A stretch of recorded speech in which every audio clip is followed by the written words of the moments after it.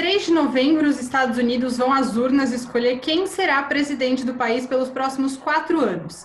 De um lado, o republicano Donald Trump tenta a reeleição. Do outro está Joe Biden, democrata, que foi vice de Barack Obama. Grande aliado de Israel, os Estados Unidos têm 5 milhões de judeus, a maior comunidade judaica fora de Israel. Por isso, a gente vai tentar entender como essa eleição influencia o mundo judaico como um todo, além da política externa israelense.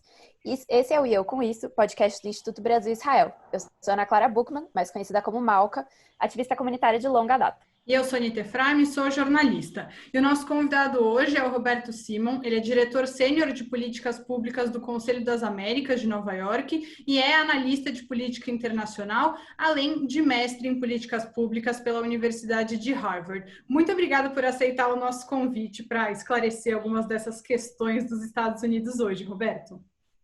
Anita, com um prazer estar aqui falando com vocês hoje. Bom, para começar, como a gente sempre fala, começar do começo, você pode contar um pouco, historicamente, qual que é o relacionamento oficializado entre Estados Unidos e Israel? Como que eles se tornaram aliados?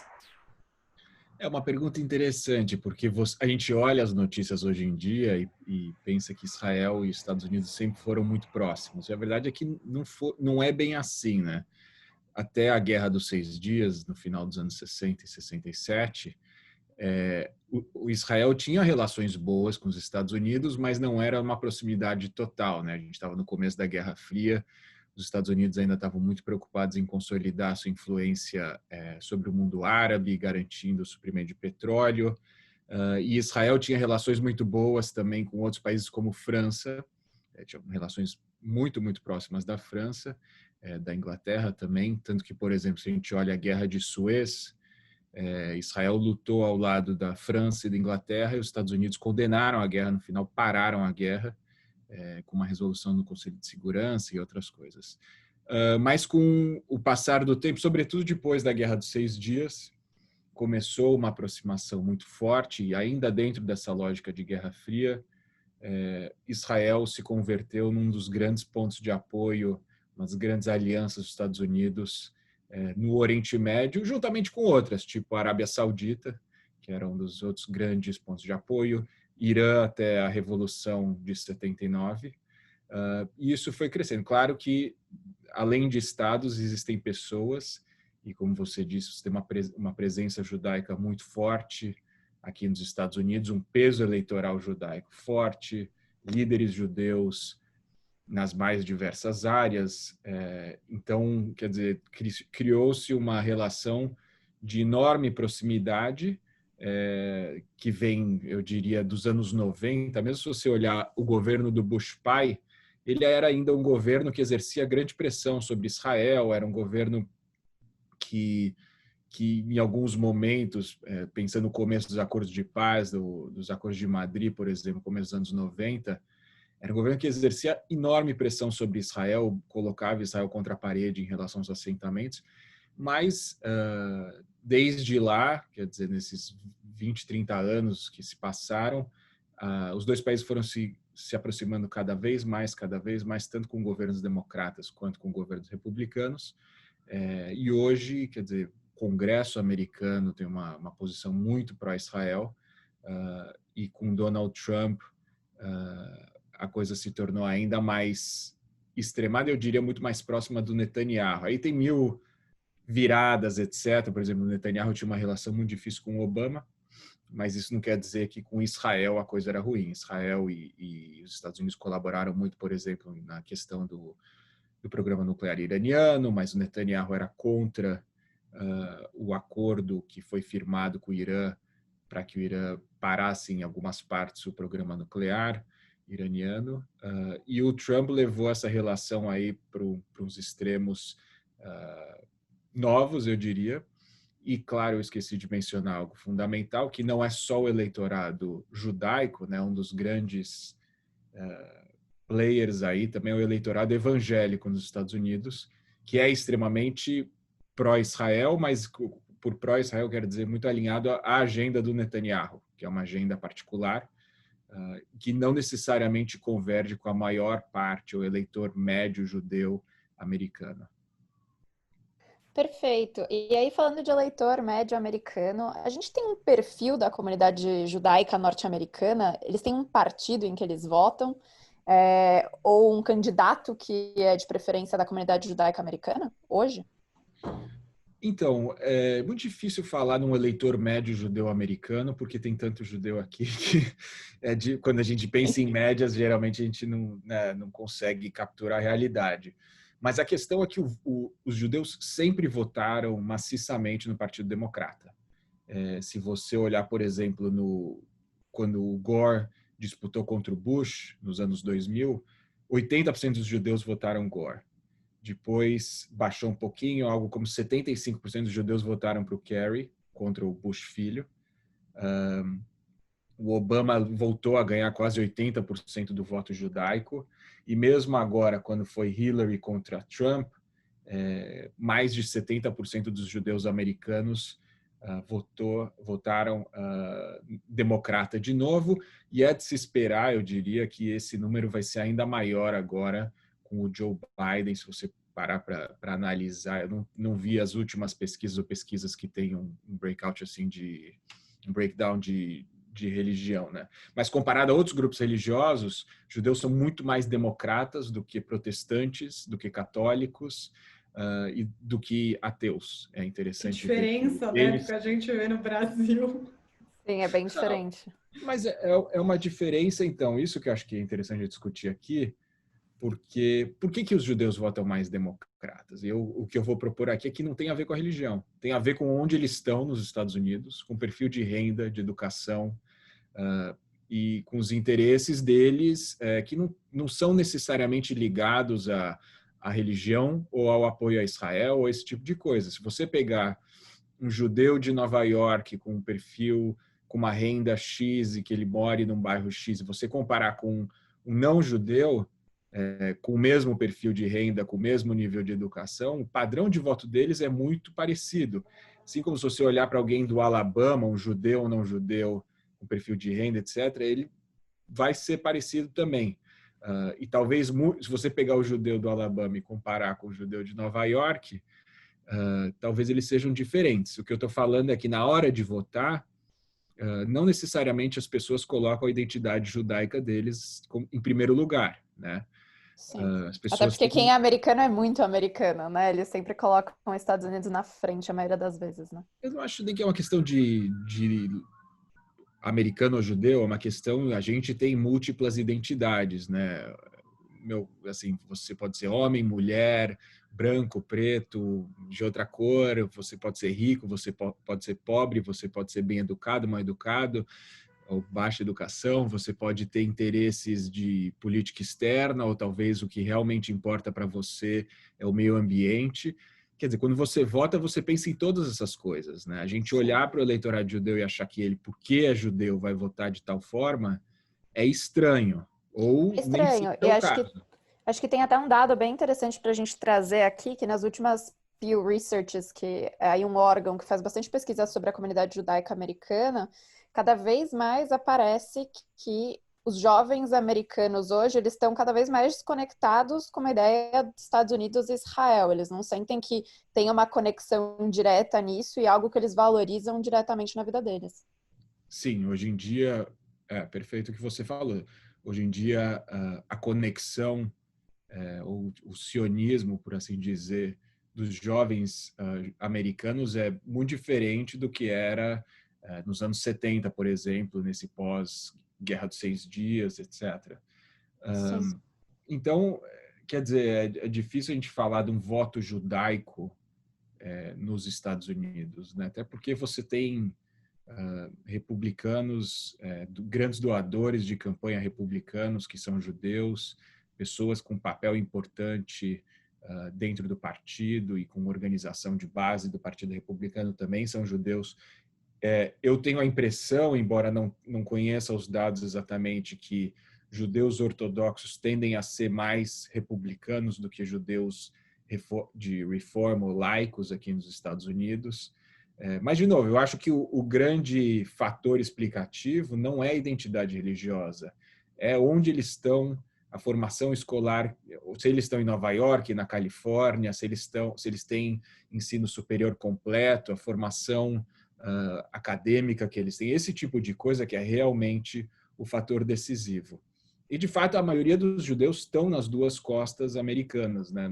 Aqui, digamos, onde vai de Washington até Massachusetts, mas também Pensilvânia e outras partes, mas aqui na costa leste e na costa oeste, Califórnia. Tem judeu em todo lugar nos Estados Unidos, mas estão concentrados nesses centros urbanos dessas duas costas que tendem a ser os redutos democratas. Então, é um pouco olhar a galinha e o ovo e tentar entender esse padrão eleitoral. E aí, pegando esse gancho, né? Quais são as posições que a gente pode chamar de mais oficiais do Partido Republicano e do Partido Democrata em relação a Israel? Eles falam coisas diferentes sobre o Estado de Israel. Acho que eu até pensei um pouquinho na Alexandria Ocasio-Cortez, né? Que é uma deputada do Partido Democrata. Ela faz críticas super fortes a Israel, né? Como é que isso vai se disseminando dentro dos partidos?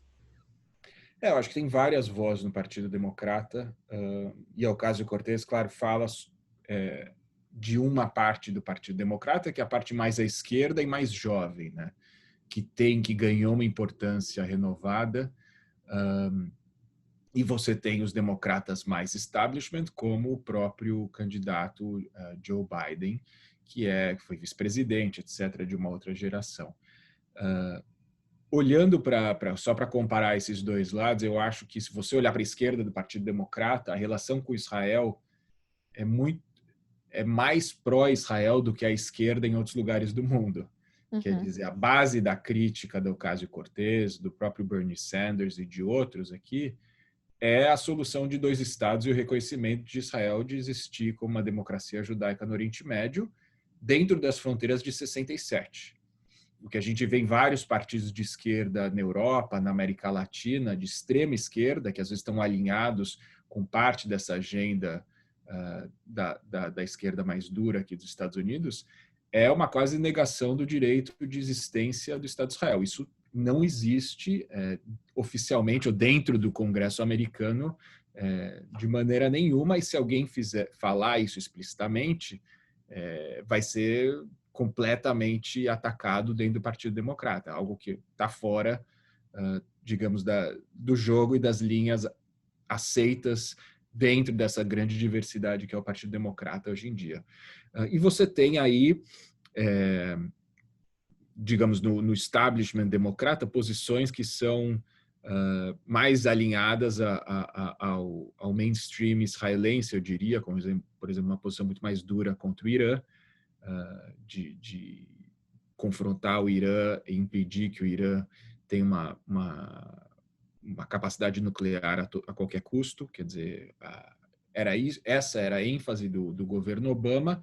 Acho que ele divergia em métodos em relação aos republicanos, e o método que o governo Obama, ao meu ver, sabiamente escolheu foi o da diplomacia, e conseguiu parar o avanço do programa nuclear iraniano com ouro diplomático. Mas realmente é uma posição mais, digamos, dos falcões, como se diz por aqui.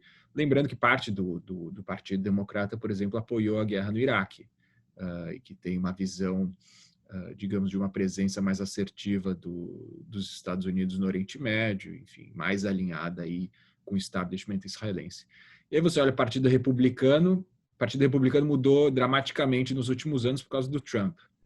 Antes, o Partido Republicano tinha algumas características muito claras. Era um partido a favor do livre comércio, era um partido a favor de grandes alianças internacionais como a OTAN, relação com o Japão, com a Coreia, e o Trump basicamente destruiu tudo isso. Era um partido da moralidade, quer dizer, o Trump pressiona hoje aliados da OTAN como Alemanha, como França, coloca um pouco a faca no pescoço deles, falando que eles têm que gastar mais dinheiro, fala que a aliança é inútil hoje em dia, ou mesmo ataca aliados como o Japão, etc. É um governo que se lançou na maior guerra protecionista da história recente dos Estados Unidos contra a China. Então, o partido mudou muito. E o que não mudou, eu diria, é esse fervor pró-Israel e pró uma agenda de Israel muito clara, né, que é Sim. de apoio aos assentamentos, de recusa da criação do Estado palestino, ou nos termos que a gente tem com base nas resoluções das Nações Unidas, etc., ou com base, de alguma forma, nas fronteiras de 67, que era um pouco o blueprint aí que tinha até recentemente e que servia para o começo de conversa em todas as negociações de paz. Só para terminar, eu acho que nesse contexto, a questão do poder dos evangélicos dentro do Partido Republicano também é algo absolutamente decisivo, porque eles veem em Israel, quer dizer, Israel tem dentro da escatologia deles religiosa, quando todos os judeus estiverem em Israel, vai chegar o Messias, vai voltar à Terra, e seria o fim da humanidade quando todos os judeus se converteriam, aceitariam Cristo, né? Também, mas nesse sentido, dentro dessa agenda, e essa agenda é a agenda, por exemplo, do secretário de Estado Mike Pompeo, que é uma liderança evangélica importante, a posição é de apoio irrestrito, quase, ao Netanyahu e às partes mais radicais do governo de Israel.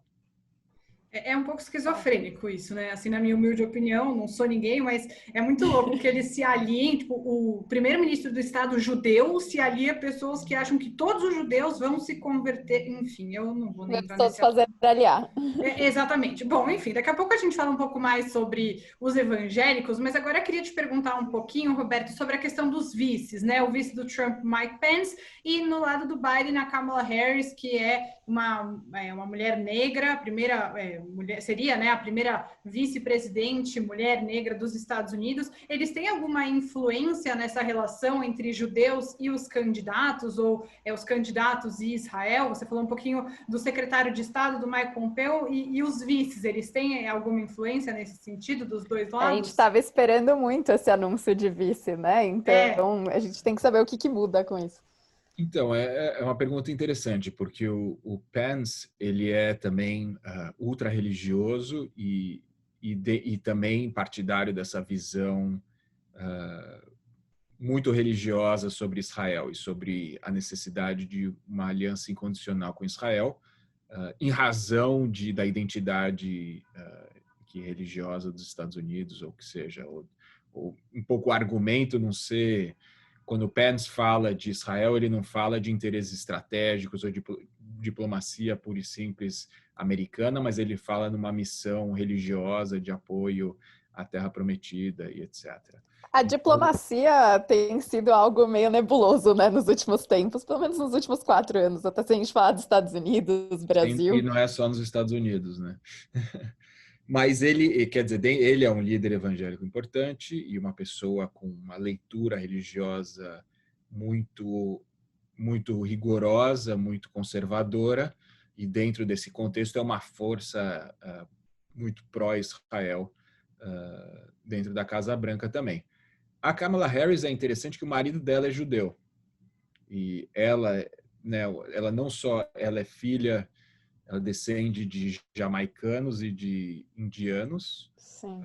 Quer dizer, ela tem esse background super misturado racialmente. E ela é casada com um judeu. E isso é algo que a família... Ele teve agora um papel importante como maridão dela, assim, nas campanhas. Ele está presente, está no Twitter, etc., para mostrar. E que é uma cara... dos Estados Unidos cada vez mais diversa, né? E que isso, principalmente com alguns setores, alguns eleitores, eu diria que em Nova York é a cara desse novo judaísmo, que você tem pessoas com uma relação diferente, ou vários tipos de relação com a religião, ou com casamentos mistos, usando aspas aí com esse termo, e esse tipo de coisa, e ela é parte dessa história também, né? Por ter casado, e ele tinha filhas de um outro casamento, ela é uma madrasta, eles vivem juntos num lar judaico pelo lado dele. Consequentemente, parte da comunidade, basicamente. Eu acho que sim, mas tinha uma piada que quando o Obama virou presidente, falaram que era o primeiro presidente judeu, porque o Obama cresceu politicamente em Chicago, com ativistas judeus, né? Então, e ele tinha uma grande relação. E quando começou toda a história, a má relação dele com Netanyahu, parece que assim tinham várias matérias falando como aquilo era uma loucura para ele, que parte da comunidade judaica tinha se voltado contra ele por causa da negociação com o Irã. De novo, e toda essa esquerda americana, ela é muito judaica desde sempre, mas vou dizer aqui para pegar uma referência clara, toda a luta por direitos civis aqui sempre teve uma presença judaica fortíssima. Foi muito um pouco, tem uma linha de continuidade total, até Bernie Sanders, judeu. Quer dizer, você tem esse lado, e você também tem do lado republicano, como eu estava falando, hoje em dia, ainda diria que talvez, se você olhar para a liderança republicana, tenha menos judeus, mas você tem a própria filha do presidente Trump, a Ivanka, casada com um judeu, salvo engano, que vai no Rabado, que tem uma... Ortodoxo moderno, né? Ortodoxo moderno, e ela cria os filhos dentro da Kashrut, etc. Isso está dentro da Casa Branca, quer dizer, os netos do Trump são judeus. Portanto, acho que às vezes a gente, do Brasil, olhando, a gente pensa em categorias mais fechadas, né? E quando chega aqui nos Estados Unidos, a coisa, pelo número enorme de judeus, a influência que a comunidade tem aqui, há vários e vários tons de cinza. Agora, Roberto, uma coisa que eu pensei bastante, que eu acho que seria legal compartilhar com os nossos ouvintes, eu acompanhei um pouco dessa movimentação. O que é a AIPAC e como que ela influencia a política americana hoje, né? Eu acho que a AIPAC é uma coisa que junta aí todos os lados num evento só e num encontro só. O que influencia hoje em dia? Bom, a AIPAC é um dos lobbies mais poderosos aqui dos Estados Unidos, uma espécie de confederação judaica, mas não só. Tem, hoje em dia, de novo, uma presença evangélica super importante nas grandes conferências da AIPAC. E até, eu diria, 2012, 2013, no meio do governo Obama, era um lobby muito bipartidário ou não partidário, né? Ele tinha uma influência, ainda tem uma influência tremenda nos dois partidos, mas com a decisão do Netanyahu de fazer oposição à agenda do Obama, teve um momento controverso também que ele veio aqui, fez uma visita aos Estados Unidos para falar no Congresso americano sem o Obama convidar ele foi convidado pelo presidente da Câmara. A coisa se tornou um pouco mais partidária, um pouco mais ligada ao Partido Republicano, mas mesmo assim, quando nas grandes conferências da AIPAC anuais, sempre tem gente, grandes líderes do Partido Democrata, e o próprio Obama, depois disso, falava nas conferências. E é um lobby poderosíssimo, muito bem organizado, que tenta puxar uma agenda pró-Israel, dentro do Congresso, e por agenda pró-Israel, eu quero dizer tanto de defesa dos interesses de Israel em relação ao Irã e a outras partes do Oriente Médio, mas também de proteger Israel de todas as formas de crítica, né? É um lobby que se diz partidário, é uma solução de dois estados, mas que é muito eficiente em tentar blindar Israel de oposições. E você vê agora outros lobbies, outros grupos que tentam influenciar o Congresso e a opinião pública em relação a Israel, e um pouco a oposição do AIPAC é um muito menor, que se chama J Street, que ele é muito mais progressista, ele é explicitamente a favor da criação de um Estado palestino nas fronteiras de 67, esse tipo de coisa. Eles têm ganhado muito espaço dentro das universidades, né? Principalmente, sim, é uma força bem jovem. Sim, as pesquisas também de opinião, elas mostram que o eleitorado judaico aqui, ou a comunidade judaica, ela tem uma visão bem mais moderada sobre o conflito árabe-israelense, na média, de novo, as médias às vezes nos enganam, mas se você pegar o judeu médio aqui dos grandes centros urbanos, esse que vota democrata, ele tende a olhar a solução de dois estados como a única solução possível.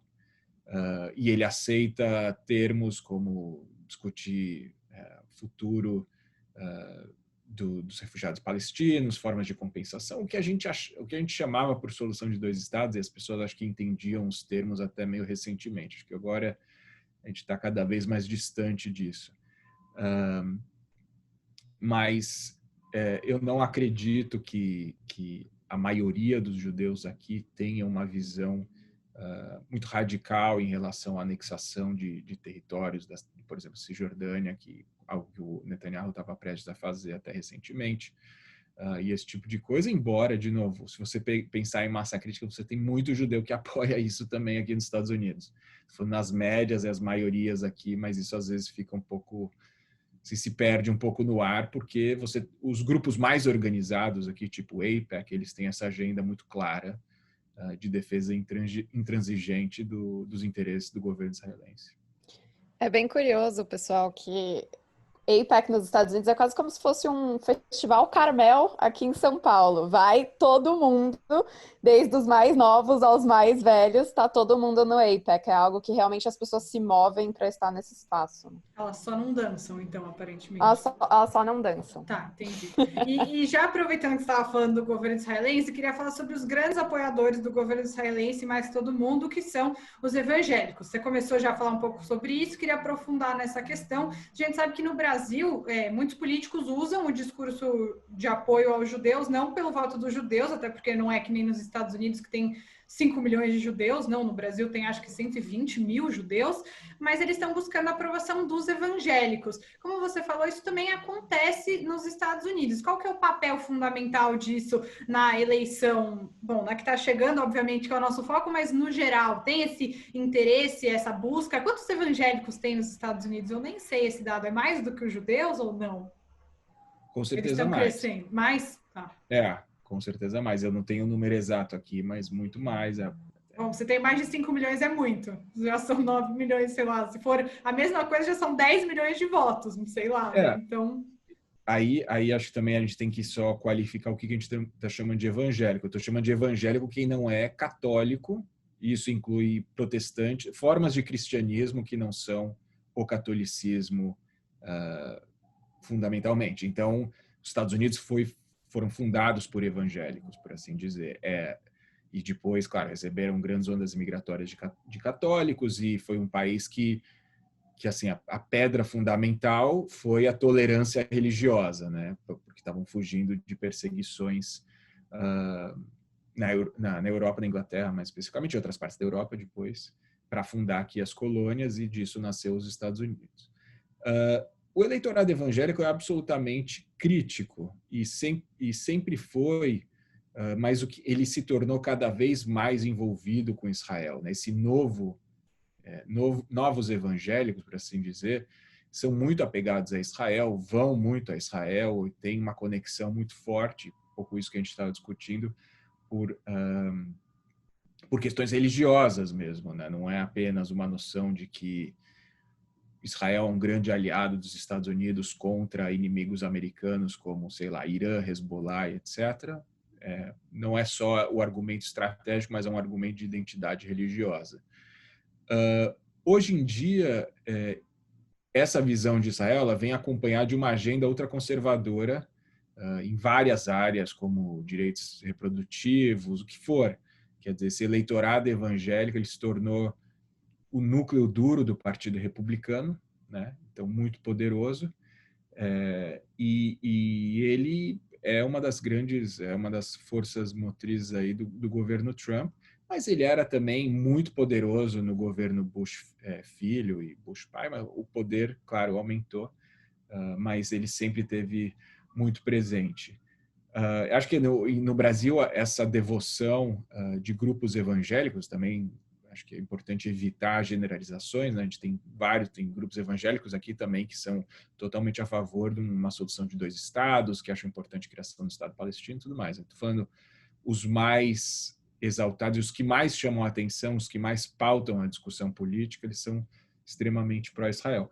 No Brasil também foi uma mudança relativamente recente, né? Que eles passaram a ver Israel como digamos, essa coisa quase idílica de falar de terra prometida e achar que tem uma conexão especial. Tem vários evangélicos que vão e ficam em Israel agora, brasileiros, estou falando, por algum tempo, enfim, e tem laços que não havia até pouco tempo atrás. E apesar do Trump se demonstrar bastante pró-Israel, né, a gente tem até a própria filha dele dentro da Casa Branca como senior advisor, né? A sensação do antissemitismo nos Estados Unidos está cada vez maior. Então, ainda falando sobre aquele Pew Research que eu comentei no início do episódio, hoje 64% dos judeus americanos sentem discriminação por conta de sua origem ou da religião. E isso foi um aumento de 20 pontos percentuais em relação à mesma pesquisa que foi realizada em 2016. Como é que a gente explica esse dado? É importante dizer que existe uma ambiguidade ou, digamos, tem dois elementos essenciais no trumpismo que convivem lado a lado. Um deles, como a gente estava conversando, é esse apoio extremado a Israel, extremado quer dizer, a agenda do Netanyahu e alinhamento total a Israel.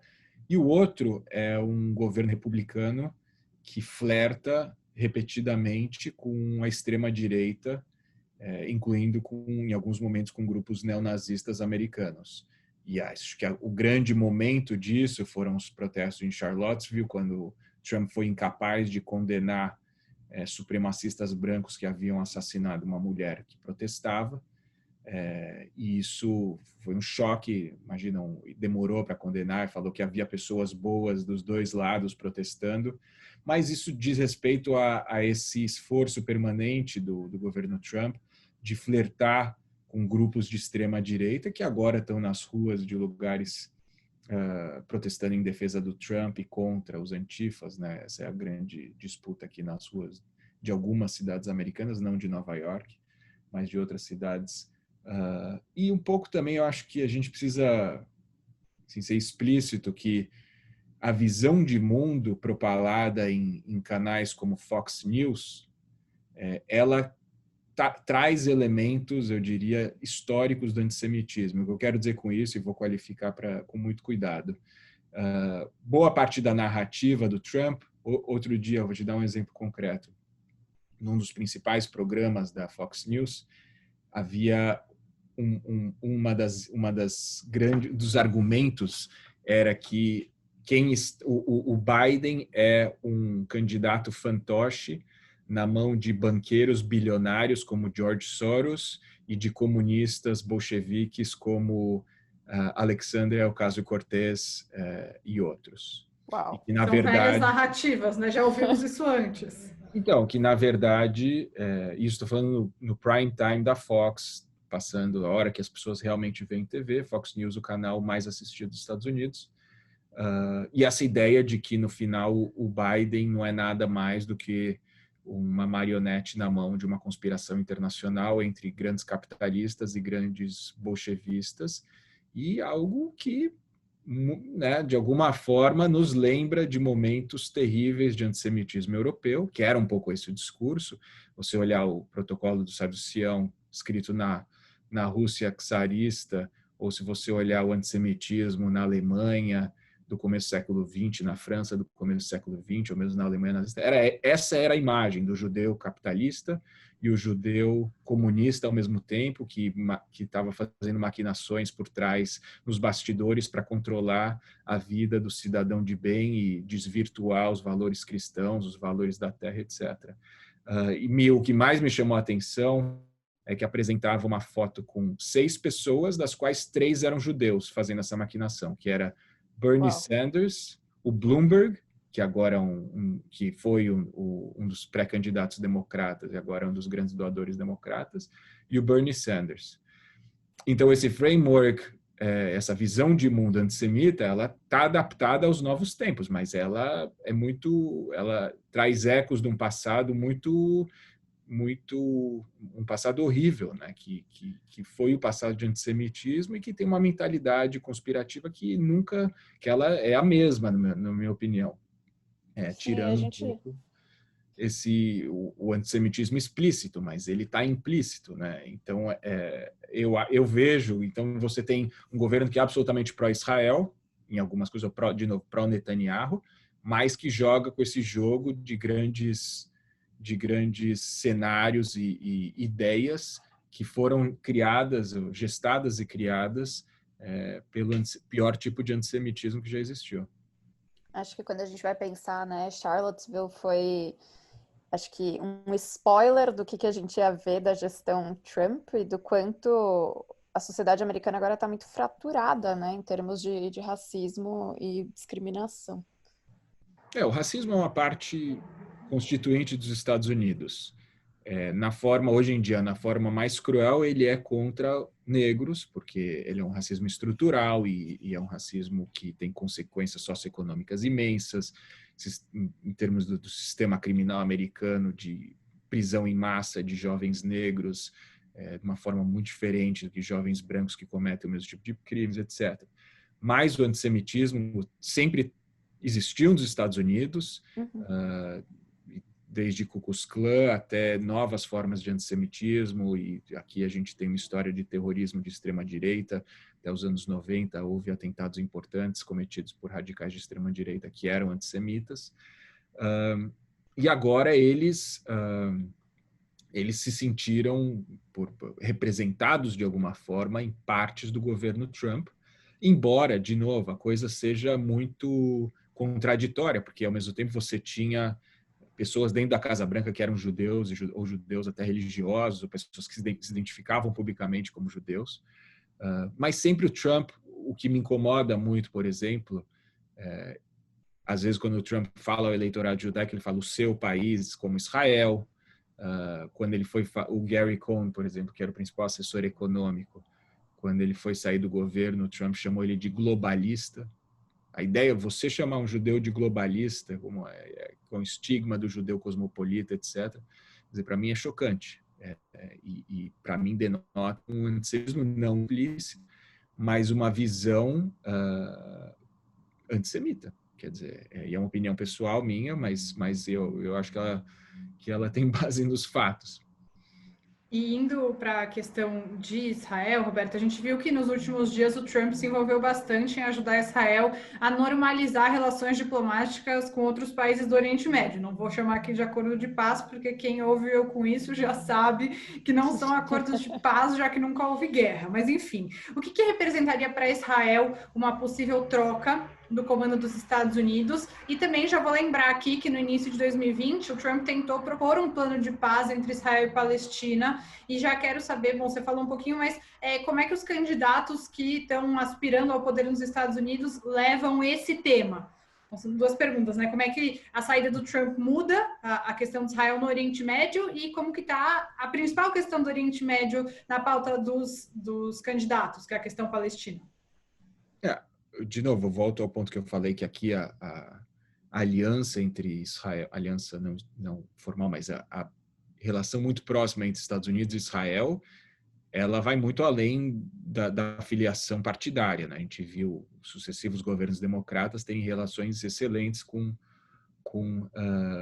Israel, incluindo o governo Obama, apesar de conflitos com o Netanyahu especificamente. Aí acho que é preciso fazer uma distinção entre os interesses de Israel e os interesses do primeiro-ministro Benjamin Netanyahu, que esse sim se alinhou muito ao governo Trump, e foi muito criticado dentro de Israel por fazer isso, por partidarizar o apoio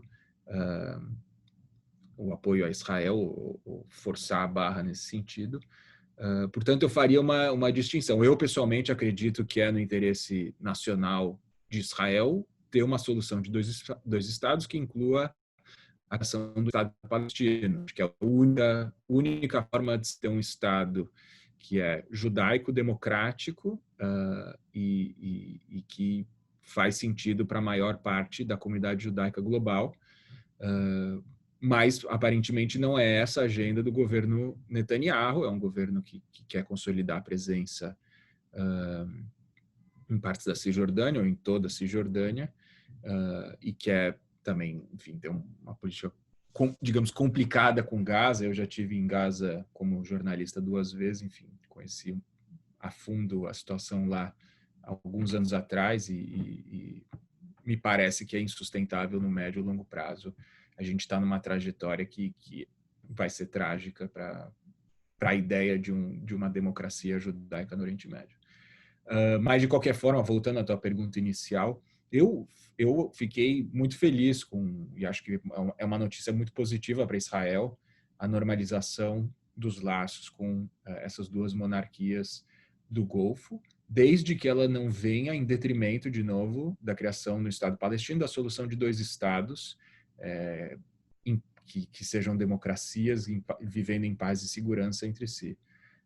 Então, nesse sentido, é aí que eu acho que há esse é o espaço do debate, e a grande questão agora é onde termina esse processo, né? Será que a gente vai ver agora a normalização dos laços com Marrocos e depois com, sei lá, outros países até chegar à Arábia Saudita, e como essa ideia, qual seria o preço que os sauditas cobrariam para ter laços normais com Israel, e talvez seja a criação de um Estado palestino. E aí a ideia de se fazer uma solução regional para o conflito palestino-israelense, ela não é nova, né? Aliás, as conferências de Madrid, os acordos do começo dos anos 90, a conferência de Anápolis no governo Bush, elas sempre partiram dessa ideia de que, de uma forma ou de outra, era preciso envolver vários países árabes ou muçulmanos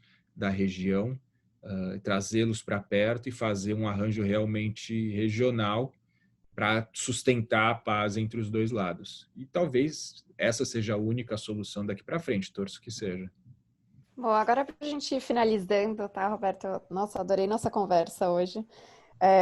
As notícias mais recentes, né, até para a gente encaixar. Então, logo em Rosh Hashanah, a gente perdeu provavelmente uma das maiores ícones judia dos últimos tempos, né? Quem que era Ruth Bader Ginsburg e como que a morte dela influencia as eleições agora de novembro? Então, a RBG, como ela é conhecida, ela virou um ícone pop aqui nos Estados Unidos porque foi, eu diria, talvez a mulher mais importante na luta por igualdade de gênero nos Estados Unidos. E basicamente a carreira dela, e aí recomendo tanto o documentário quanto o filme que fizeram sobre a vida dela. São A carreira incríveis. dela primeiro era uma mulher absolutamente brilhante, primeira na Universidade de Harvard de Columbia, onde ela estudou direito, num momento em que quase não tinha mulheres nessas universidades, discriminada quando tentou arrumar um emprego aqui como advogada. Ela começou a se dedicar à carreira acadêmica e a uma organização não governamental aqui que luta por liberdades civis, e a agenda dela era lutar contra todas as formas de discriminação de gênero que ainda havia, ou que eram várias, na legislação americana, e ela foi fazendo isso com muito sucesso, se tornou um enorme ícone nisso dos anos 70, e ela passou a ser uma das grandes, ela teve vários casos que ela foi à Suprema Corte defender mudanças absolutamente importantes para a causa feminina americana, até que o presidente Clinton decidiu nomeá-la para a Suprema Corte, como ministra da Suprema Corte. E ela a Suprema Corte aqui, ela tem uma divisão partidária muito clara, e ela era agora tem uma leve dominância conservadora, e o fato dela ter morrido agora abriu um debate enorme se o Trump teria direito ou não de tentar nomear a pessoa que vai substituí-la antes das eleições de novembro. E a grande questão é que quando isso aconteceu com Obama, na verdade 8 meses antes da eleição do Obama, ou a eleição de 2016, quer dizer que a Hillary era candidata contra o Trump, os republicanos que tinham maioria no Senado bloquearam a nomeação do Obama, falando que aquilo não podia ocorrer durante um ano eleitoral. E agora os mesmos republicanos estão falando que, embora a gente esteja a 45 dias ou 40 e poucos dias da eleição, Trump tem sim o direito de nomear, e eles têm a maioria no Senado. Enfim, então, isso a hipocrisia, né? E aí a gente, tem algumas coisas, né? Primeiro, se o Trump nomear, vai ser o terceiro ministros da Suprema Corte que ele nomeia. Isso é mais do que a média? É difícil falar em média, mas consolidaria assim, o peso dos conservadores ficaria realmente maior do que os das alas mais progressistas dentro da Suprema Corte. E ainda depende de quem ele vai escolher, né? Porque você tem conservadores e conservadores, ele já falou que quer escolher uma mulher, mas a gente sabe que a Suprema Corte americana tem diante de si alguns grandes debates, incluindo, por exemplo, um debate importante sobre aborto, e há a possibilidade de reversão de uma decisão dos anos 70 que começou a garantir amplo direito a aborto para mulheres aqui nos Estados Unidos. Então você tem esse momento de um choque de potencialmente você ter aí decisões que vão impactar os Estados Unidos para as próximas décadas, né? Profundas. E o governo Trump sempre foi muito eficiente em nomear juízes para postos-chave. E a grande sacada foi não só nomear juízes que tinham uma visão muito conservadora, mas juízes mais jovens, porque a maior parte desses postos são vitalícios. Então você põe lá um cara de 40 anos, você sabe que ele vai passar os próximos 20, 30 anos num district court de algum lugar aqui, e se vier um democrata depois, ele não tem poder de destituir essa pessoa que tem separação de poderes plena aqui do poder judicial. Então realmente é uma briga que vai ter consequências enormes para os Estados Unidos. A única questão também, aí a outra questão é que, do ponto de vista da percepção do eleitorado, isso também pode ser uma cilada para o Trump, porque aparentemente a maior parte dos americanos acredita que ele não deveria nomear. Agora as pesquisas já estão mostrando isso. E uma maioria ainda maior, número ainda maior de pessoas acredita que se ele nomear, o Senado não deve aprovar. 2 senadoras republicanas já falaram que elas não vão confirmar esse novo nomeado, ou nomeada, né? O Trump já anunciou que provavelmente vai ser uma mulher, mas precisaria de outros 2 senadores republicanos pularem fora do barco para realmente bloquear uma nomeação. E aí, aparentemente, esses outros 2 não vão acontecer porque, de novo, voltando aos evangélicos, etc., muito deles tem uma aliança, digamos, tácita, ou não tácita, uma aliança explícita com o Trump, que eles ignoram algumas partes do trumpismo, mas eles entendem que o Trump é o cara para avançar os interesses deles, conservadores, dentro do poder judicial. E isso tem um enorme poder dentro do Partido Republicano. Então, até pessoas vistas mais ou menos como moderadas dentro do Partido Republicano devem votar em favor da pessoa que o Trump colocar, a não ser, claro, os nomes que ele está apresentando são relativamente moderados, não tem ninguém ultra radical, porque também, se ele colocar um número super radical, pode ser que mais gente pule para fora do barco.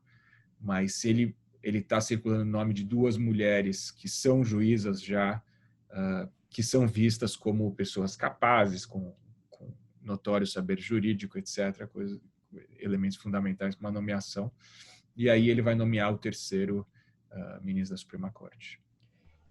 Para mim foi uma perda, eu fiquei realmente tocada.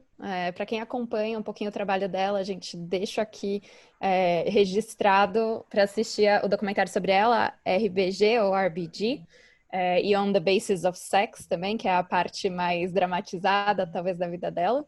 E uma coisa que me deixou muito confortável, e até para trazer uma pitadinha de judaísmo para a gente fechar hoje, dizem que em Rosh Hashanah a gente só perde grandes sábios, né? Pessoas que foram realmente impactantes para o nosso mundo, tzadikim ou tzadikot.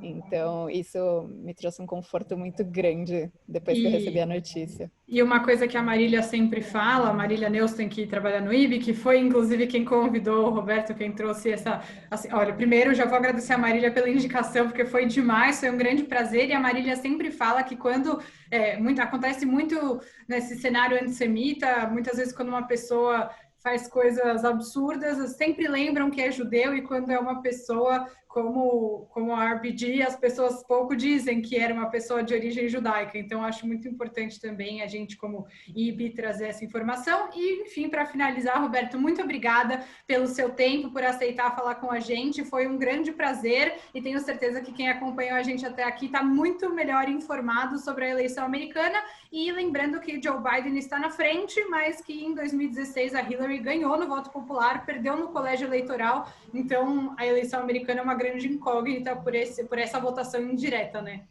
Verdade. Obrigado pelo convite, um prazer falar com vocês e ficamos em contato. Tchau, tchau. Até a próxima. Tchau, tchau. Até a próxima.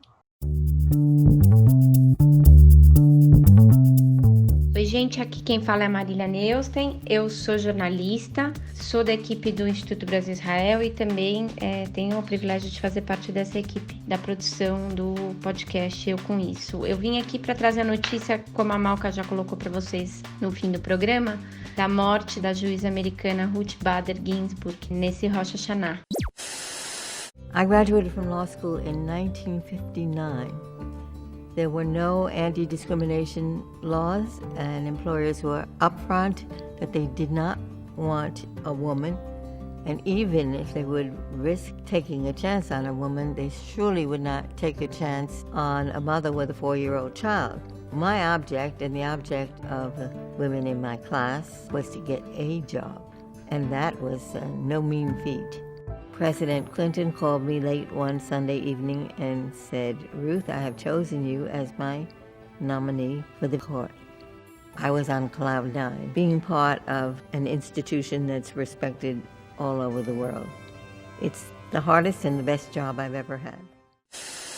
Para quem não conhece, a Ruth Bader Ginsburg deve ter percebido aí nas redes sociais, porque foi uma comoção mundial, né? Ela é considerada um ícone feminista e um ícone de justiça pelos direitos das mulheres, né? Por exemplo, ela foi a primeira membro da Suprema Corte Americana a falar abertamente sobre a legalização do aborto. Entre outros, muitos feitos pela justiça de minorias, direitos civis americanos, dos afrodescendentes, enfim, ela é um exemplo, foi um exemplo para muitos juristas e também ativistas. Ela virou esse meme que as pessoas chamam de RBG, né, que são as iniciais dos nomes e sobrenomes dela. E hoje, quando você vai aos Estados Unidos, tem camisetas, bottoms, imã de geladeira, bolsa, tudo com a carinha dela e as famosas golas da roupa que ela usava, que está inclusive na capa da New Yorker dessa semana nos Estados Unidos. Para falar um pouquinho dela, da relação dela com o judaísmo, ela cresceu numa família judaica, foi também num Rosh Hashanah que ela foi falar na sinagoga famosa de Washington, 6 and I, sobre a sua identidade judaica e um pouco da relação do judaísmo com a ética. Eu vou abrir as aspas dela aqui. Ela fala que a religião judaica é uma religião ética, ou seja, somos ensinados a fazer o que é certo, a amar a misericórdia, a fazer a justiça, não porque haverá qualquer recompensa no céu ou punição no inferno. Vivemos assim justamente, não esperando uma compensação no futuro. Isso é uma das declarações que ela fez sobre a identidade judaica dela, que, ironicamente, não aparece muito nos obituários que a gente vê desses últimos dias, né? Muitas vezes essa identidade é apagada. Mas a juíza Ruth Bader Ginsburg foi também algumas vezes a Israel, teve encontros com membros da Suprema Corte do país, foi laureada com grandes prêmios, entre eles o prêmio Genesis Prize Foundation, que aconteceu que a premiação não foi em Jerusalém, como tradicionalmente e nem foi entregue pelo Bibi Netanyahu, mas sim pela filha do Yitzhak Rabin, no centro Yitzhak Rabin em Tel Aviv. E, na ocasião, o ministro da Suprema Corte israelense chamou ela de uma jurista judia excepcional, cuja busca destemida pelos direitos humanos, igualdade e justiça para todos decorre de seus valores judaicos. Enfim, teria muita coisa para a gente falar sobre ela. É uma grande perda para o mundo, né? Uma figura que realmente lutou pelos valores progressistas e pelos direitos humanos. Então fica aí a nossa homenagem para ela. O Eu Com Isso teve produção de Ana Clara Malca Burman e Anita Efraim, edição de Amanda Hatzira e apoio de Daniel Dueck, Marília Neustein e Rafael Cruxin.